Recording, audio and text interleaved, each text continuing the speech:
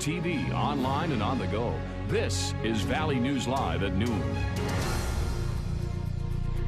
Hi everyone, thanks for joining us. I'm Christine Stanwood.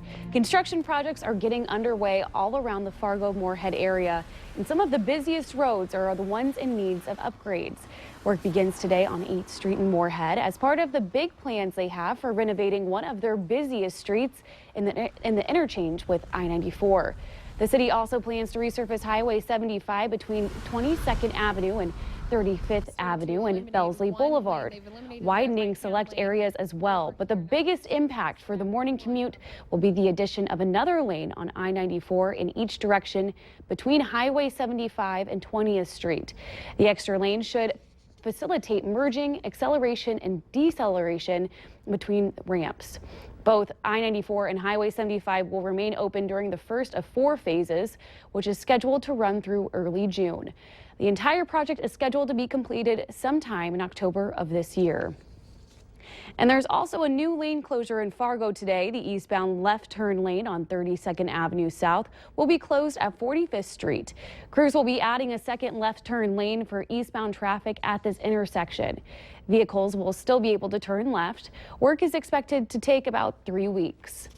And over in West Fargo, 40th Avenue West will close today from just west of Cheyenne Street to just east of 11th Street West.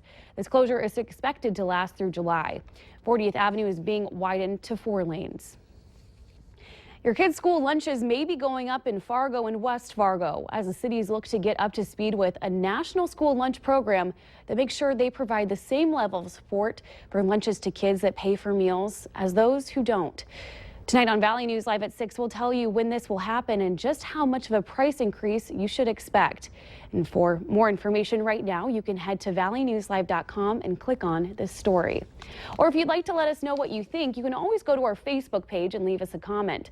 And remember to like Valley News Live on Facebook to follow the latest news, weather, and breaking news updates anytime on your feed. Just go ahead and search Valley News Live, like our page, and you'll stay informed all day. Fargo City Commissioners and the mayor are reacting to a controversial immigration award that started as an application by a city intern, which many city leaders say they knew nothing about until we asked them. The Gateway for Growth Award gives funds to cities that the organization Partnership for a New American Economy considers inclusive to immigrants. The organization itself is considered to be controversial as many of the donors to the project support an open borders policy for the United States.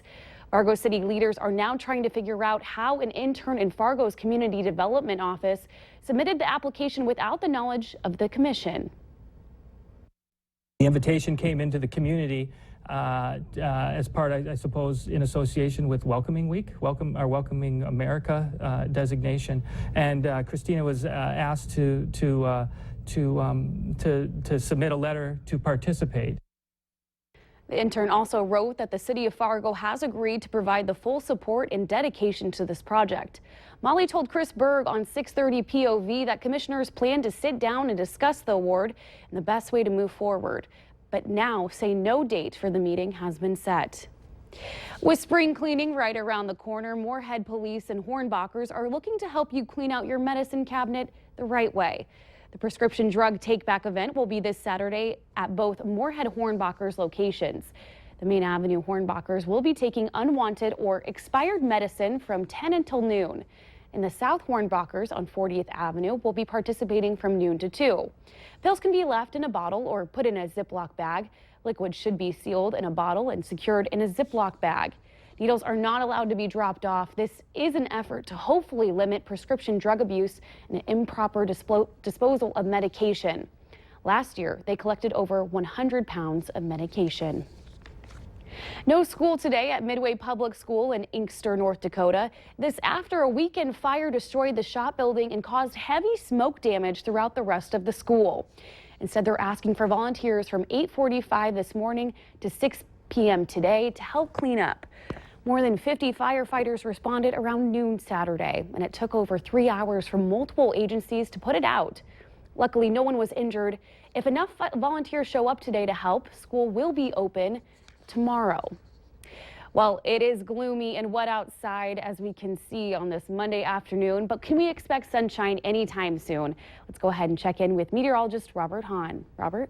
Don't look for sun to be coming out anytime soon as we head through the next several days. A good chance of cloudiness, along with that, some scattered rain showers as we head through not only today, but Tuesday on into Wednesday, maybe lingering on into Thursday morning. And right now, temperatures far from spring-like, with a mix of some 30s and 40s across the area, and in some places rather gusty winds, making it feel even colder outside. Some gusts as high as 36 miles per hour in Roseau, 30 miles per hour in Thief River Falls. That enough to give us some wind chills in the 20s in a few locations, including 28 in Badette and Devil's Lake, 29 in Langdon, 29 also in Jamestown. A lot of clouds out there as an upper level low continues to spin its way right over the region. Underneath that low, we are seeing some rain showers, and we'll continue to see that chance for some rain showers, and the radar at times showing a little bit of wet snow mixing in. The better chances for any wet snow mixing in will be across the northern valley and during the overnight hours over the next several days. Today, a good chance for some rain. Tomorrow, a slightly less chance for some rain. A brief break in the action before more rain moves in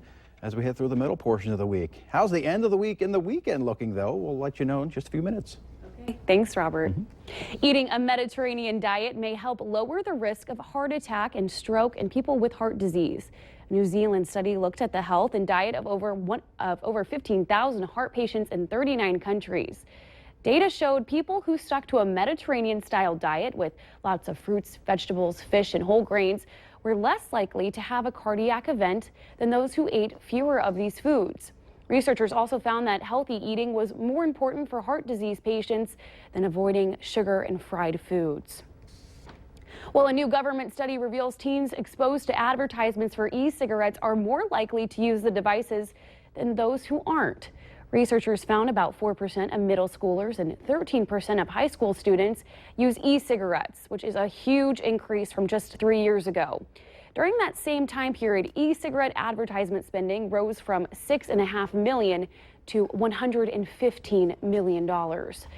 New research suggests the drug that help you stop smoking, Chantix and Zaban, do not increase the risk of depression, hostility, or suicidal behavior.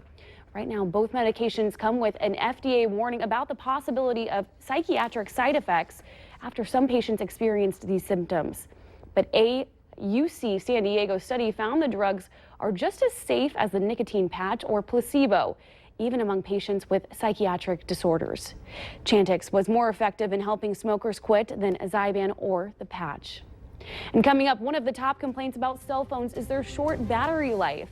Ahead here at noon, Consumer Reports comparative test identify phones with the best batteries, and we have advice to make any smartphone's battery last longer. But next here at noon, we have another look at weather to plan your day.